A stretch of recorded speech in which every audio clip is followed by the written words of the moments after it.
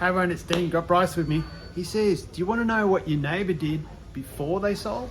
Yeah, what does that actually mean? I thought you asked me the question, what would you do if you started as a listing agent? Yes. So I've got to preface this by saying I've never been a listing agent. I've been a buyer's agent now for over 2 decades, almost 25 years. But if I was to be a listing agent, I would do it slightly different. What I would do is I'd get my phone, I'd put it on a magnet on my dashboard, and I'd never waste a car ride ever. So imagine if I've just left the vendor's house and I've, in a listing presentation, I've just presented an offer, or I'm just picking up a contract. What I'd do is I'd want to educate the market on what the little nuances behind What the you scenes. do day to day. Day to day. Yeah. And so, hey look, I just went into a lounge room and I presented an offer to a vendor which was below their expectations, and here's the 3 things I did to wrap around that disappointing news so that we got a good outcome and we managed expectations. So it's just that education piece along the way. So then I said to you, well, why don't you create a data bank of these videos,